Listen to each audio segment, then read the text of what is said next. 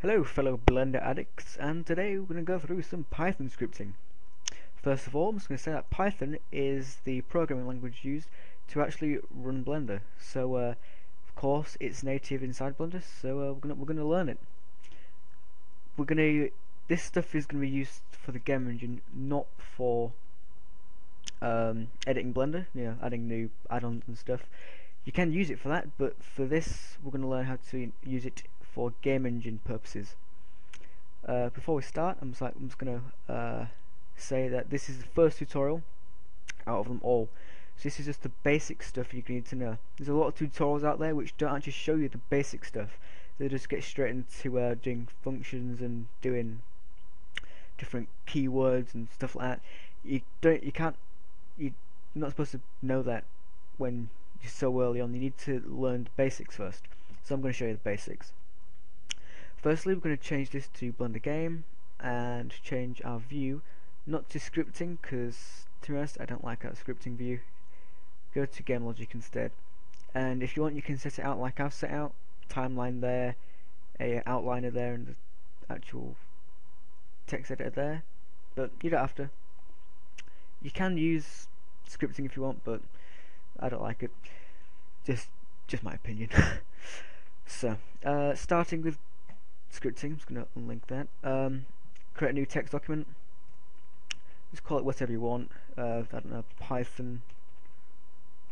You don't have to put the .py in there, but it comes handy in the future.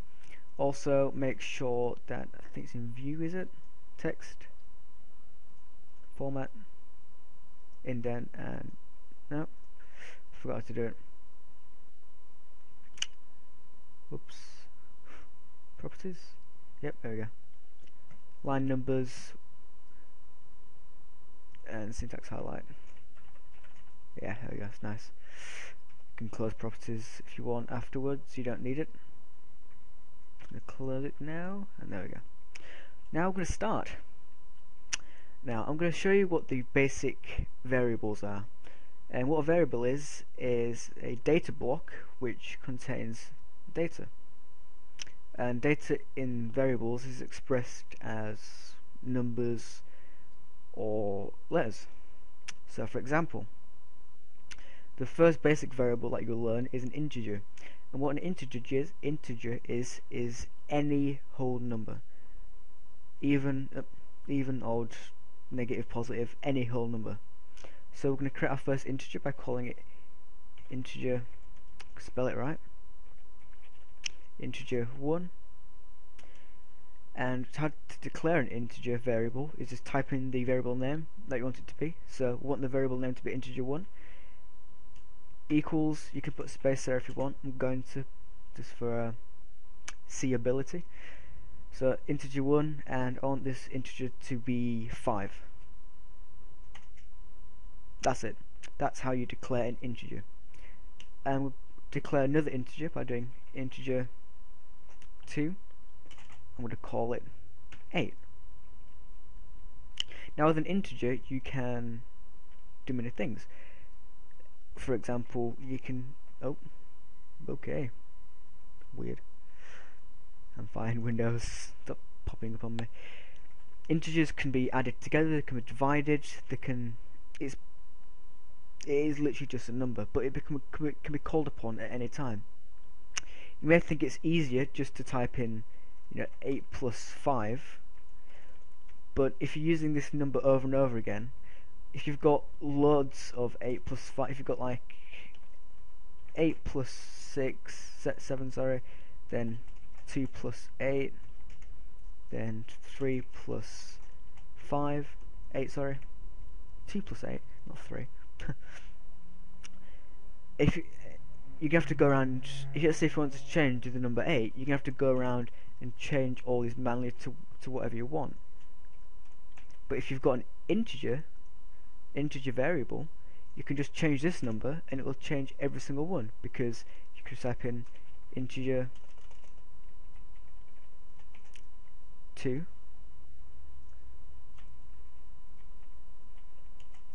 integer 2, and integer 2. So changing this value will change all of these values here. It's kind of hard to understand, and the best way to get around this understanding is just by doing it. So what we're going to do is we're going to just drag the screen to the left hand side, open the system console, and drag it to the right hand side, and we've got this. To open system console, what I did, I went to Window and toggle system console. If you're on if you're on a Mac, you're gonna have to find your Blender.app, right click, go into Contents, then go into Mac OS X,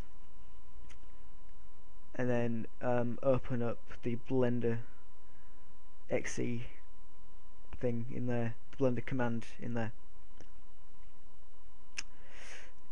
So this is the Blender game engine window. We're just going to run the game just to get rid of all these and press exit. To run the game, just press P and escape to exit. We're going to select your cube, add an always actuator and a Python actuator, and just connect those two up. What an always actuator will do is send out a positive pulse at the start of the game. One positive pulse to the Python actuator, which will activate this Python script. And just select the Python script in there. Now when we press P, nothing will happen, because all we've done is set variables. We haven't told it to do anything with these. So just add mouse cursor as well. It's a bit more easy navigation. We haven't told it to do anything with these integers, so we're going to tell it to do something now. We're going to tell it to change that to a different integer. We're going to tell it to take integer 1 and take away integer 2, and this will equal integer 3. So integer 3 will equal 5 take 2. If we press P again, nothing will happen. We still haven't told it to do anything. So to tell it to do something and show what integer 3 equals, we're going to try type in the print command. Print bracket integer 3. Now if we press P, you see we'll get 3. 5 minus 2 equals 3. Simple. This is the basics of Python programming. So that's integers. I'm just going to delete that print. And if you want to type in a comment, do hashtag and type in wherever you want. First I'm going to put in integers. What a comment is, it doesn't get run when you run the script. It's just like a little comment you can put in your script without having it interfere. So now we're going to look at floats. Now, floats can be called either floats or floating point. Can be called either one of those, but let's call it floats for quickness, I guess. So with a float is quite similar to an integer, but a float can be a decimal number. So it can be 4.6 and float 2 equals 2.9. So these two are floats. There's no difference in declaring them. As you can see, it's the same declaration as an integer, but Blender recognizes that because it's 2.9, it's a float. And the same process goes for adding them, dividing them, stuff like that. So it's going to do float 3 equals float 1 times float 2. I'm just going to print this. So print float 3 and press P. You see equals 13.339, all those 9s and an 8. So that's floats. Very easy to use. We'll learn the third variable, which is string. Now what string is a text block basically. So a string, for example, will be string 1 will equal,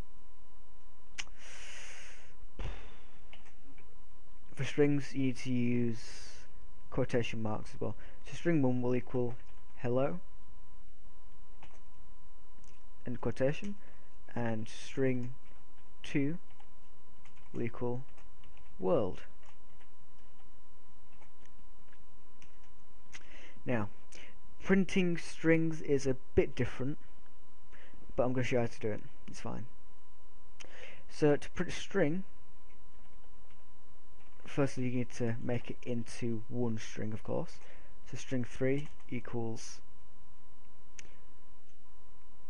string 1. Now if you just do this, string 1 plus string 2, this will happen. Oh, just print it as well. Print string 3. If you print these two, this will happen. There's no space in between them. That's because when you add them together, it creates it into one data block. So to change this, put a comma there, and now it uses two data blocks. So there's one data block called hello and one data block called world. Of course this isn't ideal because it puts it in brackets, and if you want it to display text, it looks a bit weird. But that is one option to separate them. The other option is to put an addition in and add in quotations with a space in between, like that. So now if you play this, it'll say hello world with a space. So using these additions and this, we've created a space, because this text block here just contains a space. Simple. Now, the next data block we're going to learn is a boolean. Now a boolean is either true or false. An example is boolean 1 equals true, boolean 2 equals false. This should work, I think. Nah, I didn't think it would. Oh, he's put this in quotation.